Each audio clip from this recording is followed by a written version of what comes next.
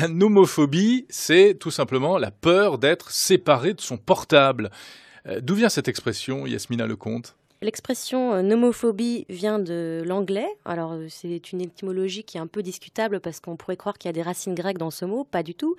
C'est un mot valise, en fait, qui est construit à partir de l'expression no mobile phone phobia. Bon, moi, je trouve que ce terme n'est pas à la fois pas très joli et pas très approprié parce qu'en réalité, c'est pas d'être séparé de son smartphone ou de son téléphone mobile dont on a peur. Non, c'est pas l'objet Mais lui-même. c'est d'être déconnecté en réalité. Voilà, c'est pas du fétichisme. En anglais, on parle aussi de FOMO, Fear of Missing Out, en gros de manquer quelque chose en n'étant pas connecté au bon moment. Oui, mais en fait, comment savoir si on est soi-même nomophobe? Ah bah écoutez, c'est simple, hein, il y a des petits tests qui permettent d'établir le diagnostic.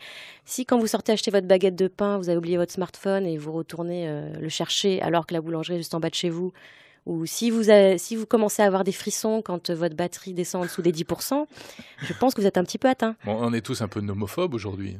Mais en réalité, c'est donc beaucoup plus un terme de sociologue, un peu pour décrire l'air du temps, qu'une véritable pathologie. Oui, c'est un peu à la mode, en vrai, c'est pas très grave. C'est pas très grave, mais malgré tout, ça peut conduire quand même à une prise de conscience et peut-être à une volonté parfois de se déconnecter complètement.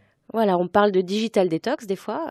C'est intéressant de voir si vous êtes capable, par exemple, quand vous rentrez, que par exemple, si vous avez des enfants, vous les récupérez à la sortie de l'école, est-ce que vous êtes capable de ne pas allumer votre smartphone pendant 2 heures jusqu'à l'heure du coucher de vos enfants?